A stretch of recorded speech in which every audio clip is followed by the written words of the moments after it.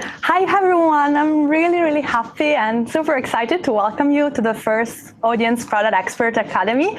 You're a lot of people now following this live stream, so we're really excited and we really thank you to be here. We have people from all over the world. I am Alessia, and I am a search audiences EMEA lead for Google Marketing Solution. I'm based in Dublin, like Aurora. I've been in Google for 4 years, and for the last year, I've been specializing on search audiences and audiences. I developed this program, so you will not get rid of me really easily. You will see my face in all the 7 live streams that we have. And I'm really happy to introduce you to Aurora, which will deliver the Hangout with me today. Thank you, Alessia. Yeah, so my name is Aurora. I've also been in Google in Dublin for 2 years and a half now. I'm only going to be here today, so Alessia, you can see in the other sessions as well. But myself, I'm only joining the first session, so I'm very actually honored to be in your first presentation, Alessia. Thank you. Thank you. So this section is going to be really an introduction to the program that we're gonna follow and cover together for 7 weeks in a row, starting today, on audience. So again, welcome. Thank you everyone for being here. Today we will cover, and I will explain you why we are all here today. So why do we really need product experts? So why to know about audience and to have experts in agencies, it's important. I will guide you through the attendance rules. You know, this is an exclusive program. You will receive a certificate for completion, so I will explain you all the rules. And then we will go a bit more in depth on why audience is important and which are the Google Audiences solutions available. And then I will start with an introduction to the next session. So why do we need product experts? Why do we need every one of you really skilled on audience topics? So it's important because audience helps you to invest in a really cost-efficient manner. It's actually the present and the future of digital marketing. So you need to be expert on your audience. We have a lot of people, a lot of interest on the internet, and finding the right client at the right moment can be challenging. And that's what we will cover in depth today. So audience allows you to invest in a really cost-efficient manner. This is an exclusive academy that creates audience product experts, and you can really become the go-to person in your agency for any audience-related matter. We will cover audience really in depth from beginner to advanced. So this program is really helpful, I would say, for everyone. Doesn't matter what's your starting level of knowledge. Again, it is 7 live streams. All our speakers are Google Audience Product experts focusing on different products of audience and different aspects of audience. And it's, again, every Tuesday, starting today for 1 hour at 2 p.m. We will try to cover our topics in 40 to 45 minutes, so we'll leave some time to answer your questions at the end. So feel free, please, to ask questions. You have a box on your right, and then at the end we will try to answer the more questions we can. If we cannot cover something, I will maybe update the presentation so that you have all the answers you wanted. I also wanted to call here the Advertisers Community. So through this academy, we are creating experts. So I really encourage you to share your knowledge, to share your questions, to share case studies on our Advertiser Community. At the end of this presentation, I linked all the communities that we have. So make sure you're part of them. Make sure you share. Make sure you're sharing your level of knowledge and level of expertise. And also, on the other side, get all the optimization tips you need, be updated on our products, get tips from our experts as well. So make sure you're part of the community and contribute to sharing your AdWords knowledge. So we're going to cover in this academy a lot of topics, but don't get scared, again, because this academy is suitable for everyone. So from advanced to beginners. We're going to cover the basics of audiences. Then in the next sessions, we're going to go through how you can use Google Analytics to enhance your audience strategy. We're going to have a good focus on remarketing, static and dynamic, with all the best practices, and all our experts joining and sharing their knowledge on remarketing. We're going to cover in-depth search audiences, especially RLSA and demographics for search. We're going to have a good session on all the display best practices, so how you can set up your display strategy and how automation can help you to make things easier for you. We're going to have a session on measurement, so how you should measure the results and how you can evaluate your strategy on your audience strategy on display or on search as valid and as good for your clients through leveraging measurement and leveraging Google Analytics. And then we're going to have a last session, an introduction to programmatic, to Google DoubleClick as a present and future of Google Display Network and Google Search. So I hope really to see a lot of attention during all these sessions. Again, the way we're going to picture audience in this academy is really particular. So we're not going to talk about all the solutions we have in like silos, but we're going to have a conversation around the bigger audience strategy. So it's really important that you kind of follow the path and the flow of these live streams. So quick call on attendance rules. Like in school. It's like in school. Yes, like in school. So we're gonna track the attendance, and how we're gonna do that is really simple. After every live stream, you will receive a Google form to fill in. It takes really 5 minutes to complete, with multiple answers, questions on the main takeaways of that session. So today you will receive, for example, a form, and you have time until next Monday to complete it. Today, we're not going to ask you many questions related to the topic because it's just an introductory session, but you will see that there are a few questions in which we ask you to evaluate your present knowledge on audience. So how you evaluate your knowledge on audience today.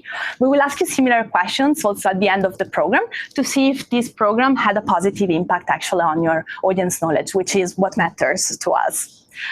If you complete all the 7 sessions, meaning that every week you attend the Hangout, the live stream, and after the live stream, you fill in the form within the Monday after, then you will receive a digital certificate that will certify that you are an audience product expert. And again, it's the first academy of this type, so you're going to be the first audience product experts in the world. So nice. Congrats for being here and for participating to this program. We will share the materials, so meaning that the presentations will be shared every week by the week after, so by next Monday, on the website through which you registered. And at the end of the program, we will also upload all these videos, so you can go back to them, you can maybe show them to your colleagues, or just review a few things that we saw during this academy. And this will be the first ever academy on audience that we have uploaded. So I really encourage you to check the website so that you can check the biography of our speakers, what we are gonna cover in depth during the next sessions. You will find the materials every week, and at the end you will have a really good audience library to review whenever you need. So we're now going to go a bit more in depth on why we are all here, so why audience is important, so that we make sure that everyone who is attending this live stream series knows what we are actually talking about, so that every session, which is a bit more advanced in the future, will be easier to understand. So your customers do not go online, they live online. But when I explain this concept, I really would like you to close your eyes and just think about your typical day. How many times you take your phone to check something? How many times you're using your desktop to look for something, or your tablet? So how many devices you connect through on the internet every day? Your customers do not behave so differently compared to you. They are online for many hours a day. They look for things, they look for information, and in many cases, that's just a pure invitation for them for a business to show what the business can offer, which kind of need the business can solve. So try to close your eyes and try to guess how many times per day, on average, we check our phones. I will give you 1 second for these. And it's 150 days on average 150 times per day on average. We unlock our phone to look for something. That's a lot of times. Or to do something. It's many, many times.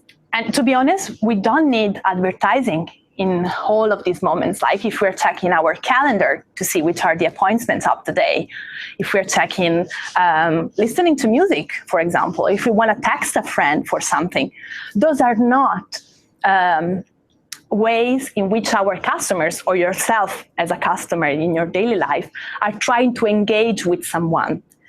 But think about yourself looking for a restaurant, for example, or looking for an NGO you would like to donate to, or looking for a new pair of shoes to buy. Those are clear signals in which you have a need that a business can solve.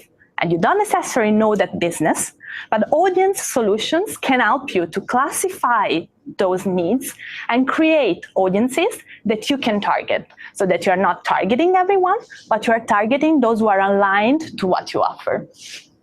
Mm-hmm. So when we use our phones to look for something, to search for something, to answer a question, these are called micro moments. And this is a really, really important thing to remind. We're always connected. We give a lot of signals, right? We do a lot of activities on our phones. So these micro moments are instances when we turn to digital to act on a need that we have at that moment. For example, look for a restaurant for tonight.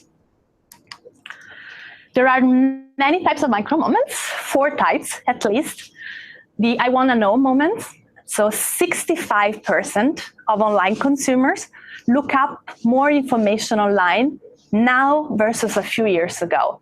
So the use of mobile, the use of technology in our daily life is absolutely increasing. So people looking, for example, for a business online are growing. So you need to be there when people are looking for you or need you. There are wanna-go moments, and 85% of our smartphone users, so yourself as well probably, use a search engine where they're looking for a local business. So it's important to be there.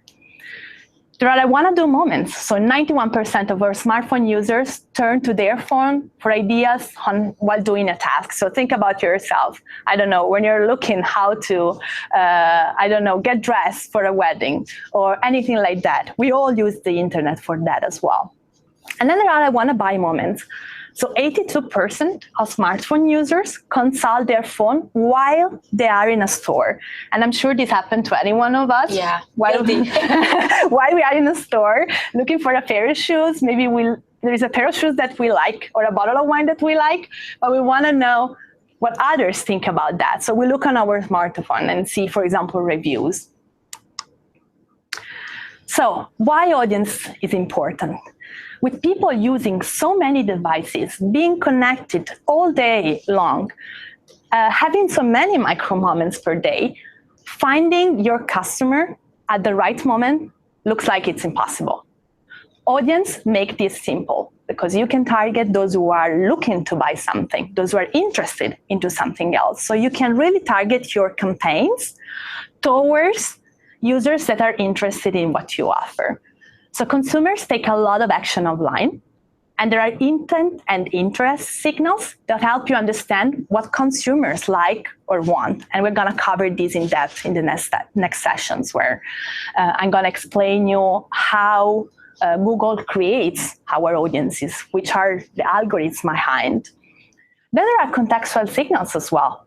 Maybe if you have a restaurant in Dublin or in London, you're not interested, of course, to show your ads to someone who is looking for restaurants in New York.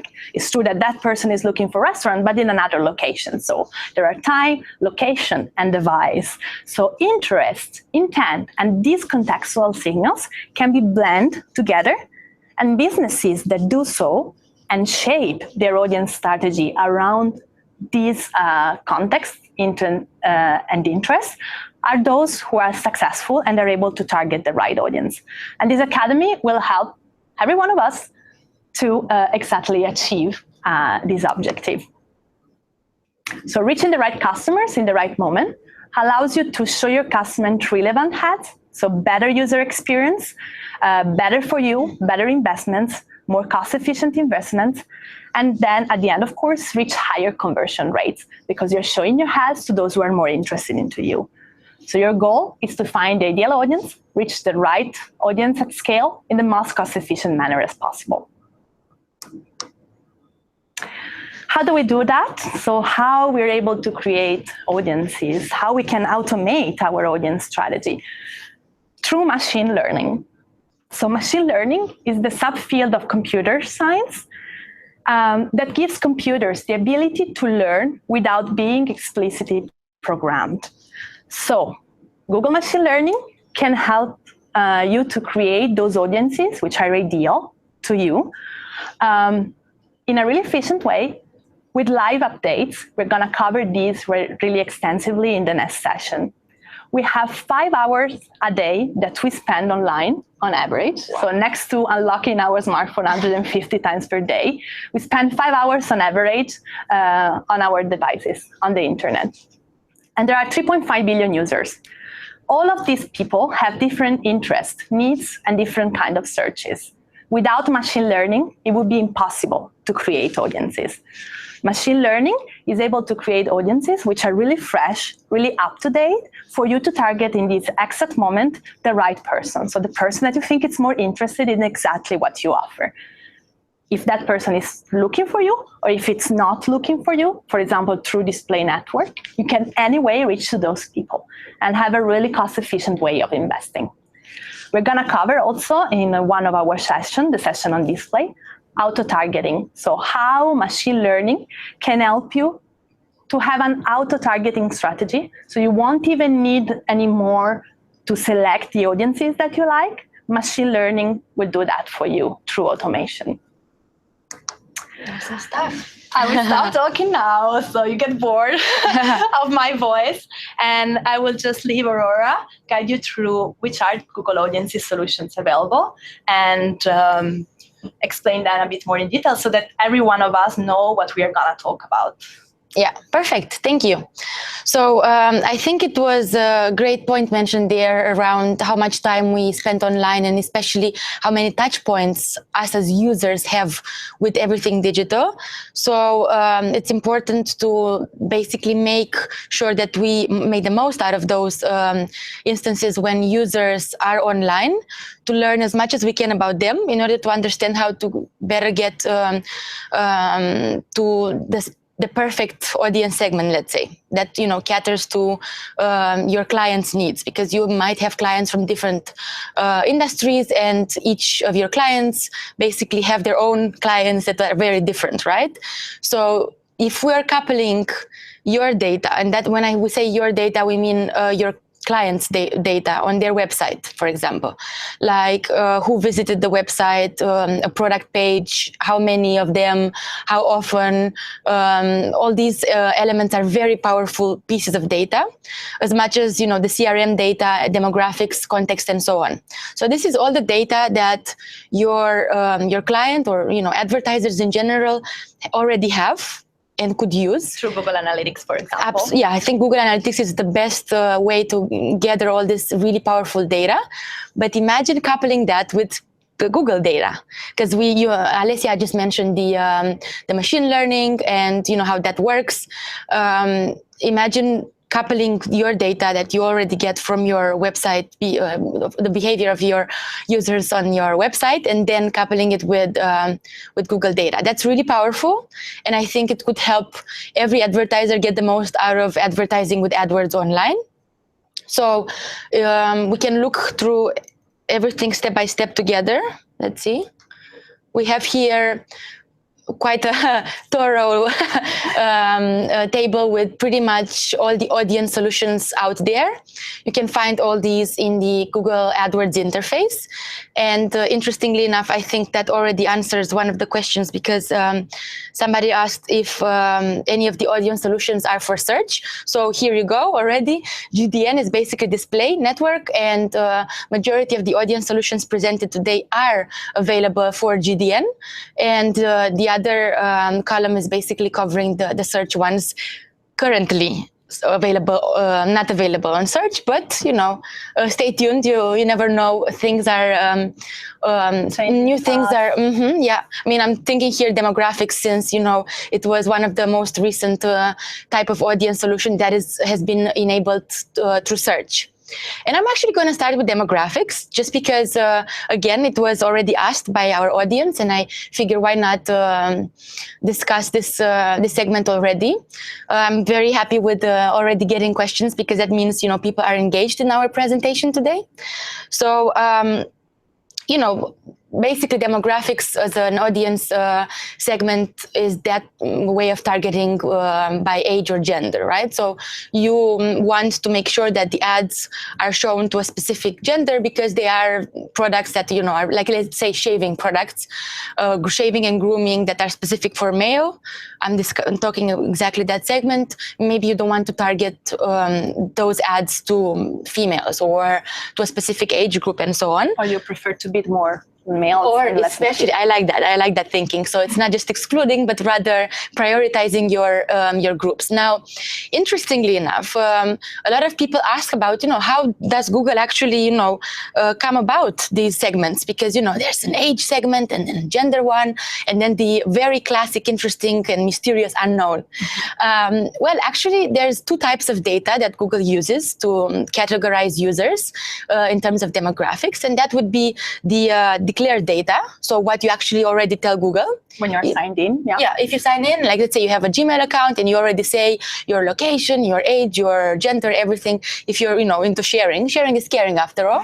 but then if you don't actually declare data like that, Google can infer it based on your behavior. So there's many ways that Google can infer data on a user, but I'm going to give a very simple and classic example you can easily find on the AdWords Help Center. It's basically, let's say, a user is visiting a lot of gardening websites on GDN. So Alessia, but we don't know it's Alessia yet. User X is visiting a lot of gardening-related websites on GDN, and we all know from the AdSense data that majority of the users on gardening websites are female. And it may be in a specific age group. Then Google infers that, this user is also female, so it goes into the female category. However, there's very strict rules around the probability and statistical probability, how much Google can infer. So in case Google is not sure, that can happen, then that user goes to the unknown category.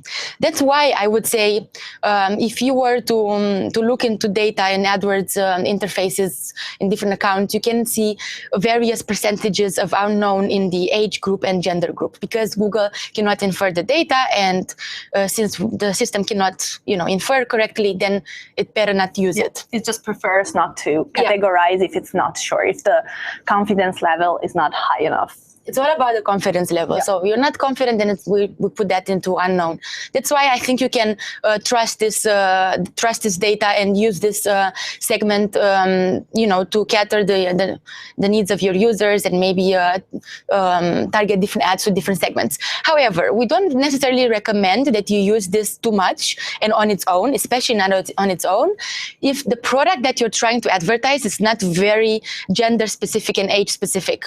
And nowadays, it's harder and harder to actually do that, because even a very male-oriented product can be bought by a female that has, is nice enough to think about buying a present, things like that. So I wouldn't necessarily recommend using demographics on its own unless it's a very specific need advertising that you have out there. I hope we can move on to other segments now. Also because we're going to cover demographics for search in the search live stream. So stay tuned. We're going to go really in depth on giving you the best practices. So we hope it's enough, but if you still have some doubt, just type it on the right, and we will try to answer at the end of this live stream. Yeah, fair enough, cool. So I won't get into too much detail then for the other ones either, since they are going to be covered. So let's talk about affinity audiences then. That was the first one in the first place. So if you want to think about affinity audiences, think about TV-like audiences. So it's more for reach and scale. If you want to get your ads out there to as many people as possible from a specific category, I think affinity audiences are for you. it's basically grouping users based on passions on a specific topic or, interest. And Google has plenty of those. It's like 100+ audiences available out Really there. Important. Yeah. So I think that's great if you have a brand-oriented client that wants to get, as I said, TV-like audiences, then Affinity is for you. The way Google categorizes these again, is basically looking at the type of pages that a user has visited, how often they were visited, to understand how passionate, that person is about a specific topic, and also the videos. So videos that have been, followed and viewed in a specific area. Now, if we were to give an example, I would say let's think of a user who regularly looks for videos about camping. Let's say you're a newbie in this category, or you just want to find out more about the topic. Then you search for fishing equipment, and then you'll go on Google Maps for trails. Let's say around Dublin, for example, there's plenty of hiking trails.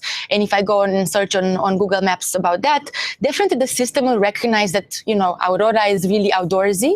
So Aurora will be put in this audience category of outdoors enthusiasts. Yeah. So if your product or service, whatever it is that you want to advertise, wants to make sure that it caters to that segment, you want to select the outdoors enthusiasts affinity segment. I think that in a nutshell, that would be more or less it. Now, an interesting thing that I hear from my clients or my AdWords clients is about how exactly this categorizing is going, and also very interesting one, how accurate is it? If you're really curious to see what Google thinks of you as a user, you can just check actually, and it's called Ads Preferences Manager, and you can check for yourself what category Google puts you in. I definitely checked, especially the demographics part, because we have a few devil's advocates out there. So you will find very interesting categories that you're put on.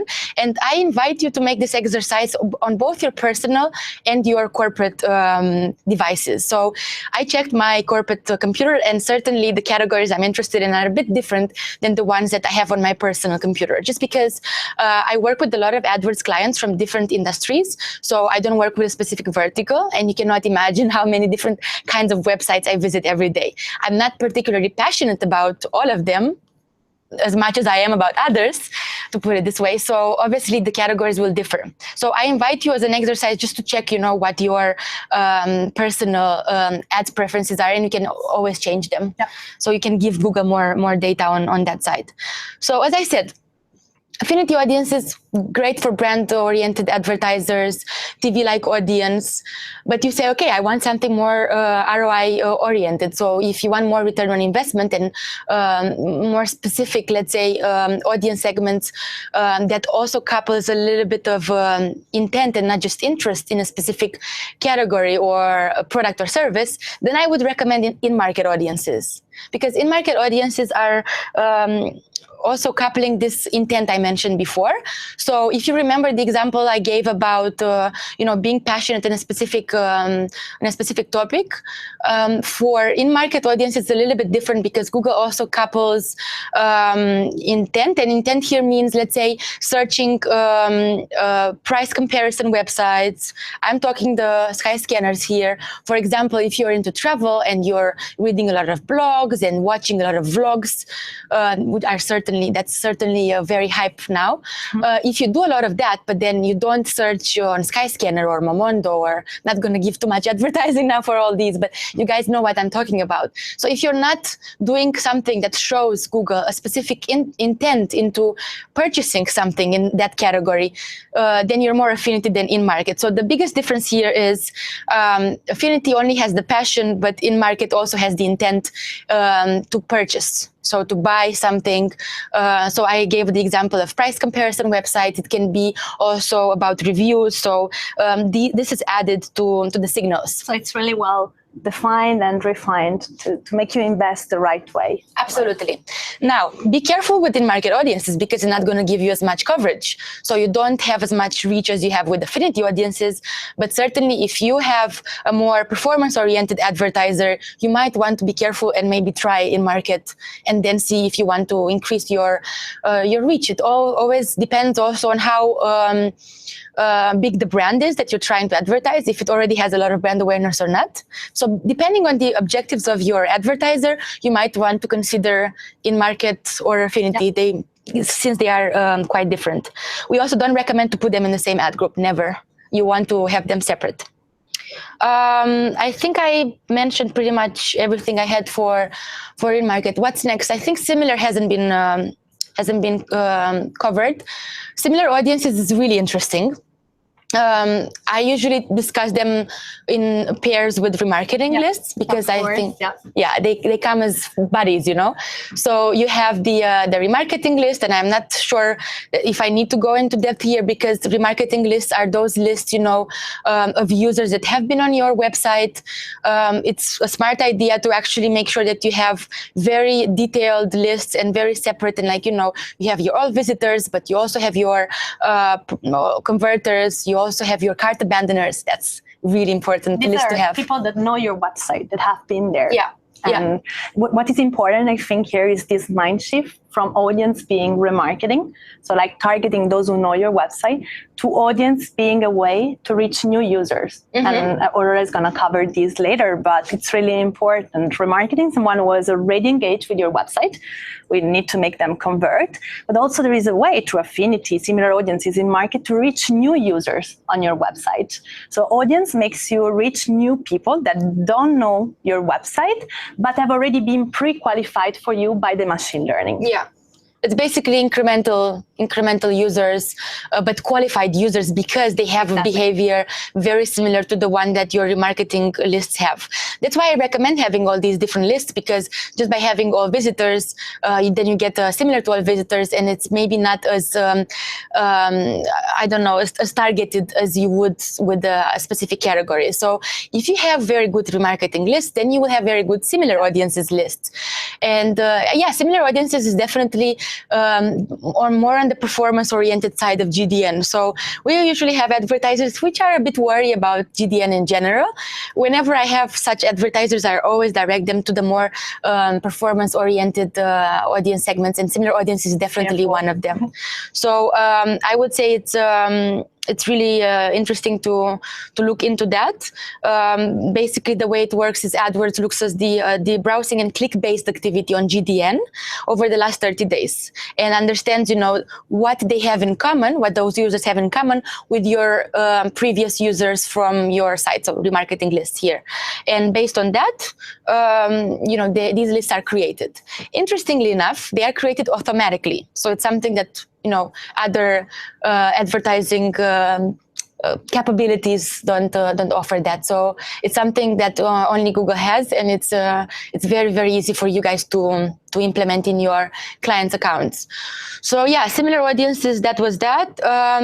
And as I mentioned, it really is powerful to couple with remarketing to get a lot of good conversions out there and to increase your conversion rate and your numbers and all. Something that I forgot to mention when I discussed affinity, one of my favorites, is actually custom affinity audiences. That's very interesting because basically what it offers is the ability to target a specific niche. Let's say you're not happy with so many categories of affinity audiences available out there already. Whatever, your product or your service that you're trying to advertise cannot be found within a bucket in the affinity audiences or in market audiences lists, then you might want to design your own. So it's basically absolutely custom made. You make it. Now, you're supposed to combine keywords and URLs here in order to enable AdWords, the interface, to create content themes, and based on that, they would serve to different types of audiences. Now, the recommendation here is think about 10. 10 is a magic number. So 10 would be the number of elements you should use in order to create a custom affinity audience segment. Let's say an example would be 3-4 keywords. Keywords here could be categories of your product, could be brands, could be definitely your brand, so your customer's brand.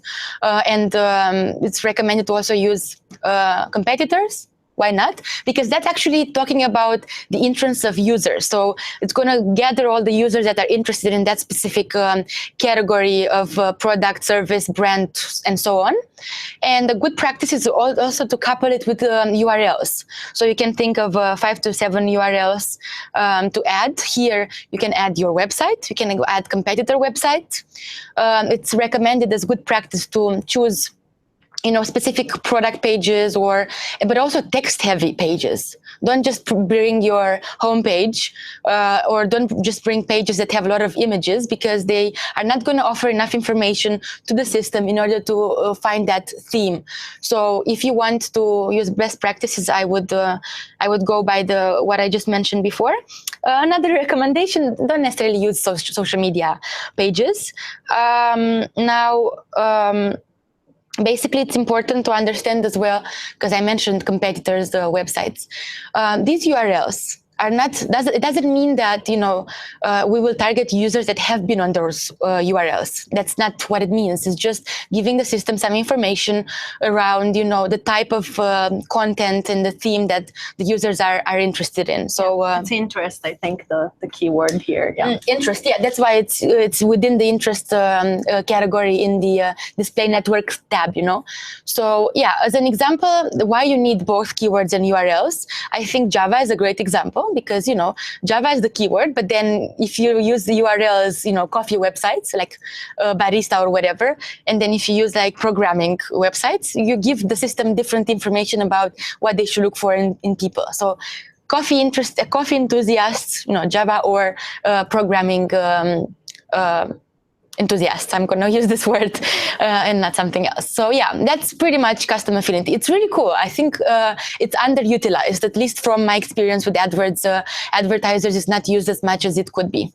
What else is there? Customer match. Oh, customer match is one of the new joiners in our audience family. Search only. So especially that we can use it for search, and it's one of those audience segments that can be used there, and it's actually great to have it. Just as a reminder, you can use customer match not just in search but also in Gmail and in YouTube. Yeah. So the good thing about non-search, so the YouTube and the Gmail, is that you can use similar users based on your customer match list. So the system will create automatically a similar to email users that can only serve on YouTube and Gmail.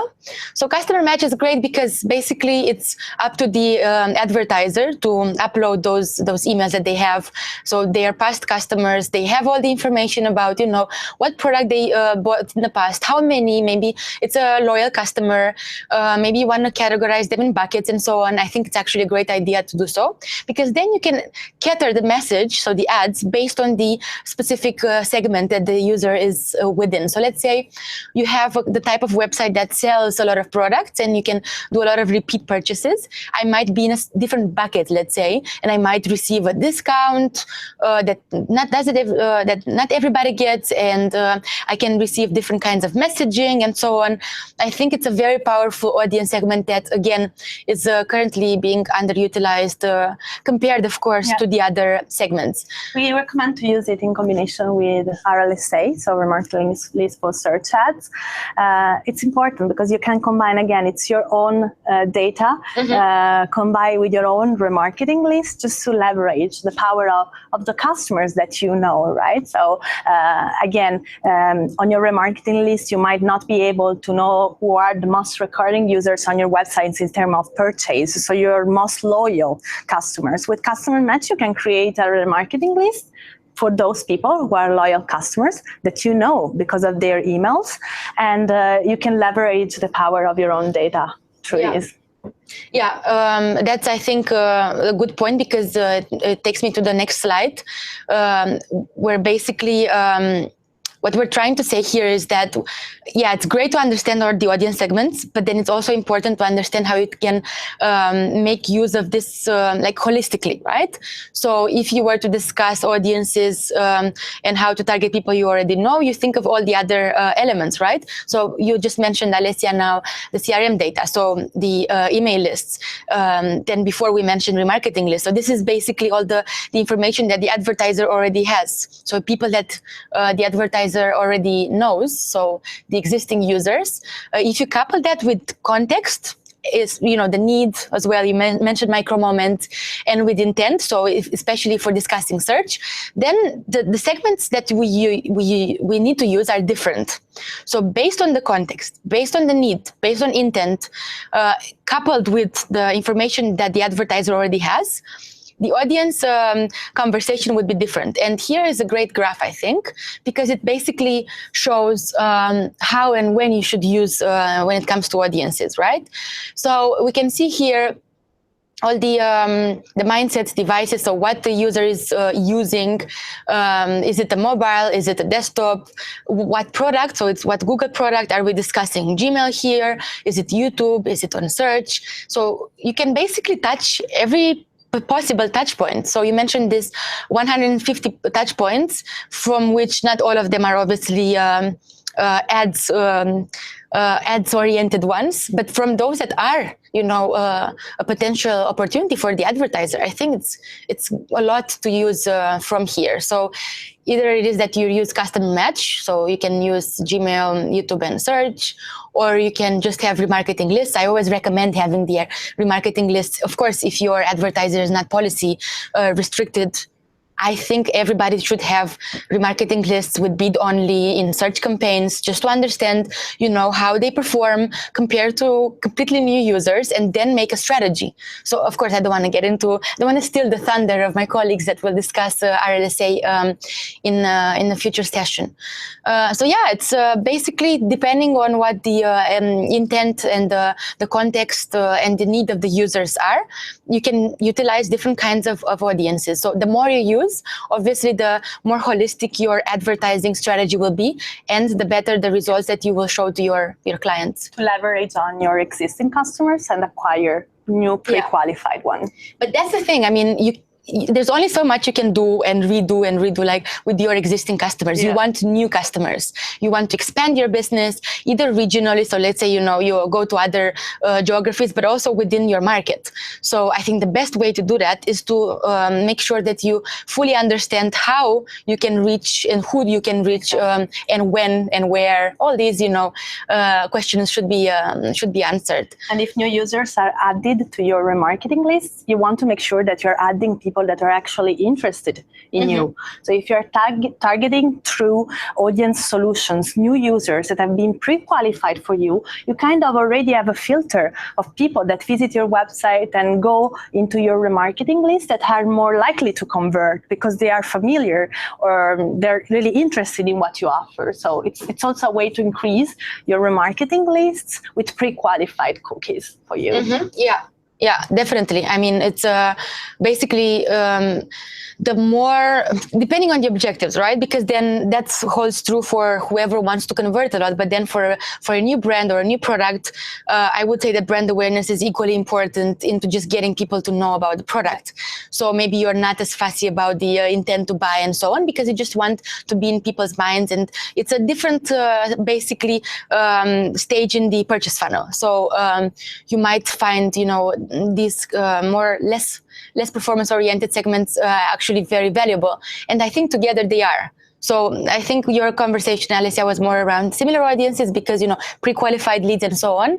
But then at the other spectrum, we have the affinity audiences. I think this graph is very good. This graph is perfect. I think it summarizes everything. So yeah, it's this one and the one before, I think would be good to have in mind when you're creating a new strategy for your client in everything audience related. So I would definitely have this in mind when I think about new campaigns for my customers. So I hope they covered pretty much everything that had to be covered. I'm sure that everybody's familiar with the GDN network by now. It's great actually to have so much exposure. Imagine like you can pretty much reach the internet with GDN. And I strongly encourage to use all the ad formats. Of course, I have to mention responsive ads as well. I have to mention the engagement ads, video ads. Make the most out of what's out there. And don't just use text ads, and or image ads or standard. Yeah. I mean, please. You are pros. So yeah, that's that.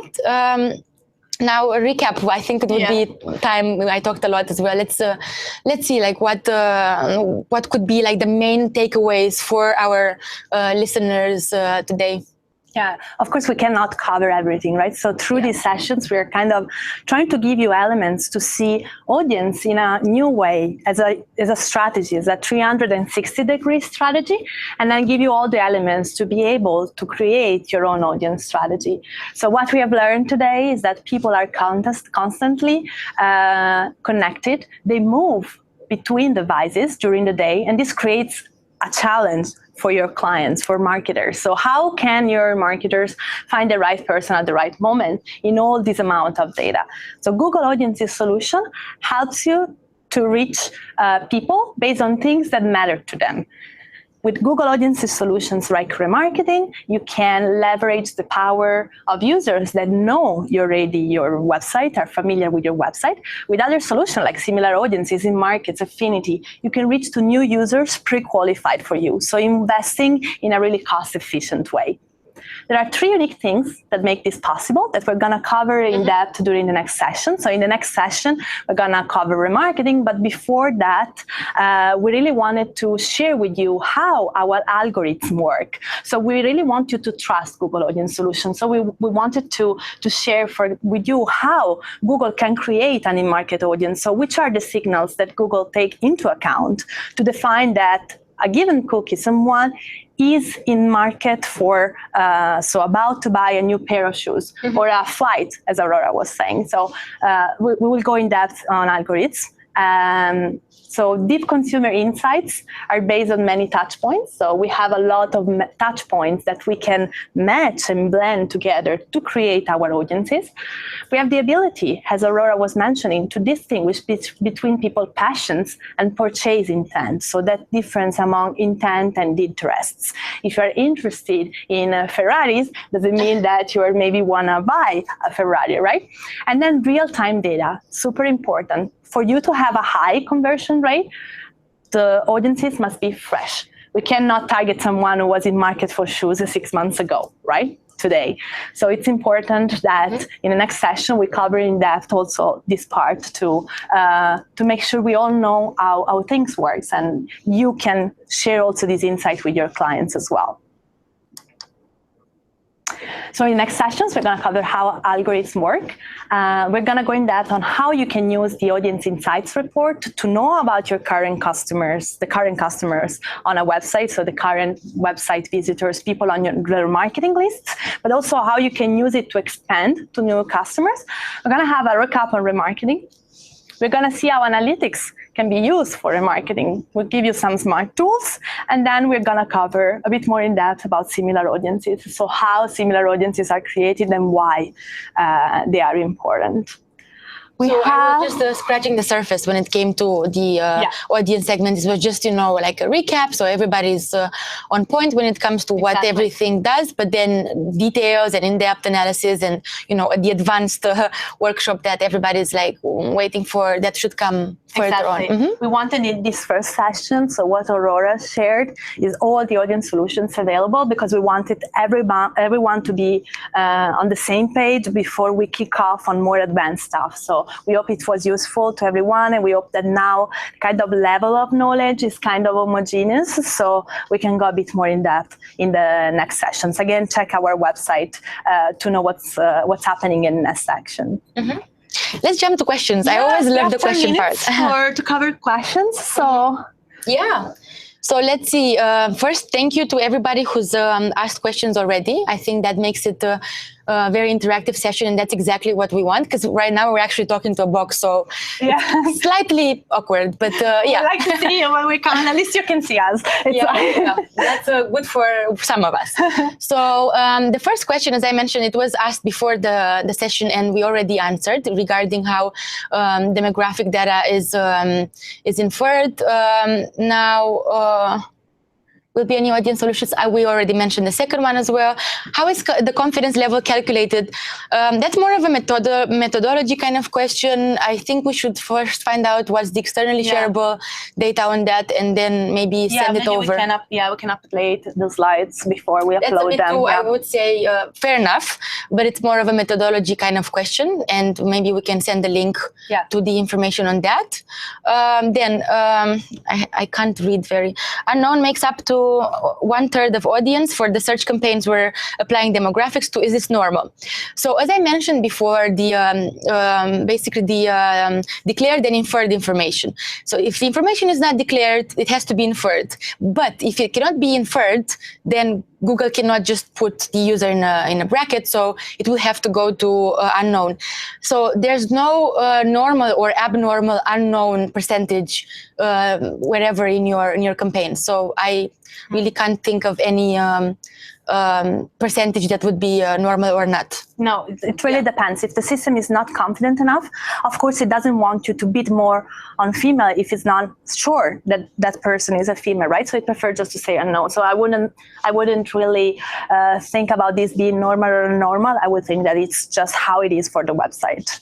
We see a lot of questions on upcoming products. So whenever we have a new launch, whenever we have a new product, really follow the AdWords blog, because it's the best way to know about all the new launches. So everything will be there. Make sure you follow it. Actually, I will link it to our resources so that you are always up to date. So if you follow that, if you follow all the communities, you will have all the insights on upcoming products and a new feature. Yeah, so that would cover Matej's question, I guess. When can we expect this being available? Yeah. We cannot break the thunder of our colleagues that are launching new. And then, it's a question for me. Thank you. Will the similar audiences feature be available for search? Our blogs, all the new product features come up there. Or actually, I would say ask your account. If you have an account manager at Google, I'd rather ask them, because they know better for your specific market what product is available, when, and if a beta, if not a beta. If you want to test betas, make sure that you are in contact with your account manager. So if you're really passionate about new products, make sure you keep the conversation going on with your account managers. They will know better, of course, for your market, and make you feel part anyway of it and of the product launches. Okay. I was the impression for Tom. As I mentioned, the X was there for GDN in general, but you're right. Gmail and YouTube are eligible for advertising through customer match. So the X is there for GDN in general, because it's a big misunderstanding. I've had a lot of customers of mine putting the customer match list in a GDN campaign that was not serving on Gmail or YouTube, and they were wondering why it has no impressions. Well, that's the explanation. I don't want to put too many columns in this slide and just keep it really simple and plain. But if you think it's useful, I will maybe add a note, and I would say that it's available also. Customer match is available for Gmail as well. A little star there. A little star. We have an interesting one here. How do you recommend advertisers dealing with overlap through RLSA and customer match? What's your... I would just then combine, and then we will have a session on how different bid adjustments interact. So stay tuned, it will be in the next sessions. But if you want to leverage the power of your RLSA lists and your customer match lists, you can combine the two together. The bid adjustments will interact and boost those users. So we will cover this in depth, and if you're interested in interaction among customer match and RLSA, I will make sure it's part of the session as well. So So really, really good one. Yes, stay absolutely. tuned. Check the website. I think it's the third session that we have, let's say, advanced. So I will take care also of this question and make sure that it's covered how the two interact. Yeah, it's a very good one.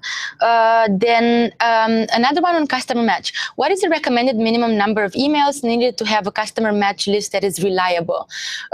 Fair enough. I think it's good to, first of all, gather as many emails as you possibly have from your advertiser, and then when you upload them, you can already see how many were matched, because they have to be matched with Google properties. Now, they can be different for Gmail than they will be for search in YouTube. So there's a limit there. One thing to make sure that you're aware of, it's not just at gmail.com emails, but it's also any other email address that is using the Google for Work, like G Suite product. So any email that is a Google account, that doesn't need to be at Gmail but you can turn any of your email into a Google account. So if that's matched. Yeah. I don't know if we have, an external number around how many emails minimum should be there. Of course, it's a good practice to have as many as possible. But again, you get to see how many were matched, and based on that, you get to target the ads. But then again, if you are also using other targeting settings, right? You're limiting the possibility for those ads to be targeted out there. So it's not just the people in the list, but also based on keywords or based on whatever else. So it's up to what else you want to use in your campaign as settings apart from the list itself. Based on that, there must be a specific number that you should hit. And it's important that you keep it updated, right? You don't want to have in your customer match database emails that are really, really old. It really depends on the business. Think about, I don't know, clothes for kids, for example. So make sure that you don't have too many old email into your database, because someone who was interested in clothes for like toddlers or newborns 2 years ago might not be interested necessarily today, right? So have a good number of email, of course, but also make sure that you are not putting a lot of emails just for the sake of it, but make sure that they are accurate and they follow the purchase cycle of the business itself. Yeah, so freshness is a topic that also is mentioned by one of our viewers here. So how fresh client lists need to be for remarketing targeting, not later than a month or 2 months? It was covered more or less, or do you need to add anything else? Yeah, I would say that there is no one-fits-all strategy, because again, it really depends on the purchase cycle. There are businesses that could have a longer purchase cycle than others. So people have like decisional processes which are longer than others. So we cannot really say. We need to analyze the specific business cycle. What I would recommend is, of course, to have a list that covers cookies and cookie duration of the past 30 days, for example. So people that have been on the website recently, of course, there are a few exceptions, but they are more likely to convert than others. So again, really important that you have a conversation with your client and you're able to understand their purchase cycle. Use Google Analytics for this. Google Analytics give you a lot of insights in terms of how long people take to convert, and make sure that the structure of your remarketing list in terms of cookie duration, people that you are targeting, is aligned to the purchase cycle itself. Mm-hmm. Cool. And I would say it's all. There's something I missed. Is custom affinity not being phased out at the moment to be taken over by smart targeting? Again, it's just like the new products. We're not discussing but you can, products being phased out. I mean, we're still recommending it. So as an account manager, I still recommend custom affinity to my clients. So I wasn't notified that I should, stop talking about it. So, really, again, really depends on the kind of business. We're going to cover in our display session the road to automation, so how you can automate your targeting without getting mad into creating thousands of custom affinity.